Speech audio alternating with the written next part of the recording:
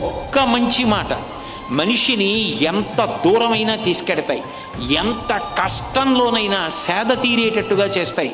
అదే ఒక్క మాట, మాట్లాడకూడని మాట, అవతల వారి జీవితాలు పాడు చేసే మాట, తేలికగా జీవితం గడిపేయచ్చు అని హితబోధ చేసినట్టుగా చెప్పేటటువంటి మాటలు, అవి మనుష్యుల జీవితాలు పాడు చేసేస్తాయి.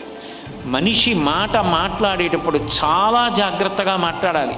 మీరు ఏదైనా వెనక్కి తీయగలరేమో, మాటని వెనక్కి తీయలేరు. ఇంకా మీరు మాట మాట్లాడుతున్నారు అంటే ఇది నాకు భగవంతుడిచ్చిన అపూర్వమైనటువంటి వరం. ఈ మాట చేత నేను 10 మందికి వికసనాన్ని కల్పిస్తున్నానా, ఎవరి మనసు నొచ్చుకోకుండా మాట్లాడుతున్నానా, నా మాట చేత 10 మందికి జ్ఞానము కలిగి 10 మందికి ఏవైనా మంచి విషయాలు అందే అవకాశం ఉందా అని పరిశీలించుకోకపోతే భగవంతుడి ఇచ్చిన స్వరపేటిక, భగవంతుడిచ్చిన మాట మనిషి విషయంలో ఏ విధంగా మంగళప్రదమవుతుంది?